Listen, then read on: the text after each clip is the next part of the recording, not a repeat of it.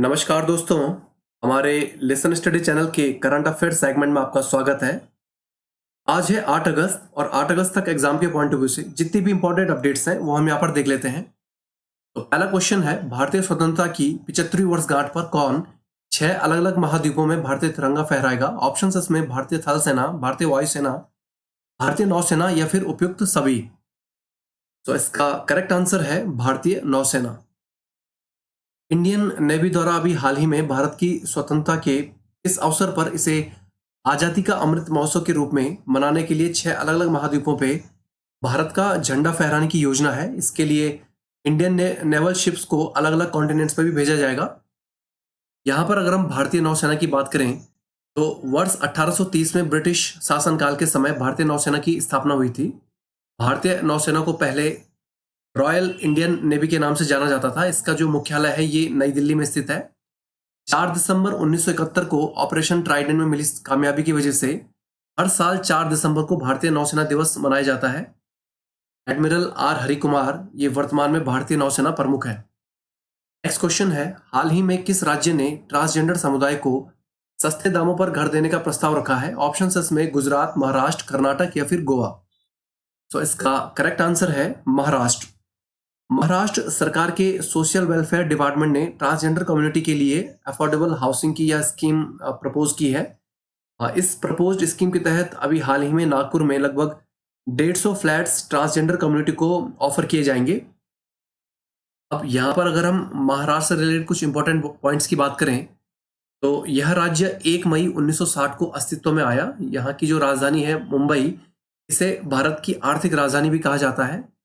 यहाँ की राजकीय भाषा मराठी है। देश में जो पहली ट्रेन चली थी वो महाराष्ट्र में ही मुंबई से थाने के बीच 16 अप्रैल 1853 को शुरू हुई थी।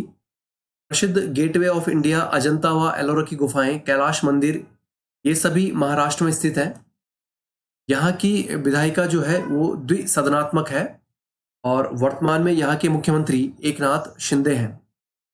नेक्स्ट क्वेश्चन है, इसरो द्वारा पहली बार SSLV रॉकेट, जिसमें पृथ्वी के अवलोकन संबंधी तथा भारतीय छात्रों द्वारा बनाए गए सैटेलाइट भी शामिल हैं, इनमें से किस स्थान से लॉन्च किया गया? ऑप्शन इसमें थुम्बा, श्रीहरिकोटा, भद्रक या फिर इनमें से कोई नहीं। तो इसका करेक्ट आंसर है श्रीहरिकोटा।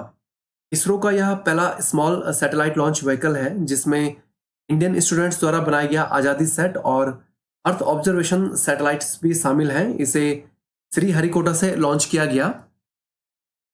अब यहाँ पर अगर हम कुछ भारतीय अंतरिक्ष अनुसंधान केंद्रों की बात करें तो विक्रम साराभाई स्पेस सेंटर ये थुम्बा, तिरुवनंतपुरम, केरल में स्थित है। इसरो सैटेलाइट सेंटर ये बेंगलुरु में स्थित है। शार सेंटर ये आंध्र प्रदेश के श्रीहरिकोटा में स्थित है। लिक्विड प्रोपल्शन सिस्टम सेंटर ये बेंगलुरु और तिरुवनंतपुरम में भी इसके सेंटर हैं। स्पेस एप्लीकेशन सेंटर ये अहमदाबाद, गुजरात में स्थित है। और development and educational communication unit ये अहमदाबाद, गुजरात में स्थित है। नेक्स्ट क्वेश्चन है, आकाशा एयर द्वारा भारत में अपनी पहली उड़ान कहां से शुरू की गई है? ऑप्शन इसमें दिल्ली से मुंबई, मुंबई से दिल्ली, दिल्ली से अहमदाबाद या फिर मुंबई से अहमदाबाद। तो इसका करेक्ट आंसर है मुंबई से अहमदाबाद। आकाशा एयर की अगर हम बात करें तो ये भारत की नई विमान सेवा है जिसको फेमस इन्वेस्टर राकेश झुनझुनवाला ने भी सपोर्ट किया है। इसे DGCA यानी कि directorate general of civil aviation से 7 जुलाई को ऑपरेटर सर्टिफिकेट भी मिल चुका है। अब यहाँ पर अगर हम भारत में वायु परिवहन की बात करें तो भारत में वायु परिवहन की शुरुआत 1911 में हुई जब इलाहाबाद से नैनी तक वायुयान से डाक ले जाया गया। वायुयान सेवा में सरकारी नियंत्रण में 2 प्रमुख कंपनियां थी। इसमें इंडियन एयरलाइंस ये घरेलू सेवा हेतु थी और एयर इंडिया ये विदेशी सेवा हेतु। लेकिन वर्तमान में एयर इंडिया का जो अधिग्रहण है ये टाटा समूह ने कर लिया है। नेक्स्ट क्वेश्चन है, हाल ही में किस राज्य ने आर्थिक रूप से पिछड़े छात्रों के लिए चिराग नाम से एक प्रोग्राम शुरू किया है? ऑप्शन इसमें हरियाणा, उत्तराखंड, राजस्थान या फिर बिहार। तो इसका करेक्ट आंसर है हरियाणा। अब चिराग यानी कि chief minister equal education relief assistance and grant, ये जो प्रोग्राम है इसे हरियाणा के वर्तमान मुख्यमंत्री मनोहर लाल खट्टर ने लागू करने की घोषणा की है। इसमें आर्थिक रूप से पिछड़े स्कूली छात्रों को आर्थिक मदद के साथ साथ स्कूलों में रिजर्व सीट्स के तहत दाखिला भी मिलेगा। अब यहाँ पर बात हरियाणा की कर लेते हैं। हरियाणा की राजधानी चंडीगढ़ है, यहाँ की राजभाषा हिंदी है। वर्तमान में हरियाणा के मुख्यमंत्री मनोहर लाल खट्टर हैं। ऐतिहासिक रूप से विश्वविख्यात कुरुक्षेत्र और पानीपत एरिया ये हरियाणा में स्थित है। यहाँ पर विश्व प्रसिद्ध सुल्तानपुर पक्षी संग्रहालय स्थित है। हरियाणा में स्थित सूरजकुंड में प्रतिवर्ष विश्वविख्यात हस्तशिल्प मेले का आयोजन होता है। नेक्स्ट क्वेश्चन है, इनमें से कौन अंतर्राष्ट्रीय शतरंज महासंघ का नया उपाध्यक्ष नियुक्त हुआ है? ऑप्शंस इसमें एस.एल. नारायण, विदित गुजराती, विश्वनाथ आनंद या फिर पी हरिकृष्णा। तो इसका करेक्ट आंसर है विश्वनाथ आनंद। ये है विश्वनाथ आनंद। ये 5 बार के विश्व चैंपियन भी रह चुके हैं। अब ये अंतर्राष्ट्रीय शतरंज महासंघ के उपाध्यक्ष चुने गए हैं, जबकि रूस के अर्कडी डोरकोविच दोबारा से इस संघ के अध्यक्ष चुने गए हैं। यहाँ पर बात अंतर्राष्ट्रीय शतरंज महासंघ की कर लेते हैं। वर्ष 1999 में अंतर्राष्ट्रीय ओलंपिक समिति द्वारा इसे मान्यता दी गई। अंतर्राष्ट्रीय शतरंज महासंघ का जो मुख्यालय है ये लुसाने स्विट्जरलैंड में स्थित है। विश्व शतरंज दिवस 20 जुलाई को मनाया जाता है। यह दिन 1924 में पेरिस में की गई अंतर्राष्ट्रीय शतरंज महासंघ की स्थापना को याद करने के लिए मनाया जाता है। इसके वर्तमान अध्यक्ष अर्कडी डोरकोविच है। नेक्स्ट क्वेश्चन है, हाल ही में प्रधानमंत्री नरेंद्र मोदी केंद्रीय मंत्रियों, विभिन्न राज्यों के मुख्यमंत्रियों व अन्य उच्च पदाधिकारियों के साथ किस गवर्निंग काउंसिल की 7वीं बैठक में शामिल हुए? ऑप्शंस इसमें नीति आयोग, चुनाव आयोग, भारतीय रिजर्व बैंक या फिर सेबी। तो इसका करेक्ट आंसर है नीति आयोग। इस बैठक में लगभग 23 राज्यों के मुख्यमंत्री और 2 केंद्रीय मंत्री भी शामिल थे। इसमें ease of living, transparent service delivery और improvement of quality of life सहित कई मुद्दों पर चर्चा हुई। अब यहाँ पर नीति आयोग की बात कर लेते हैं।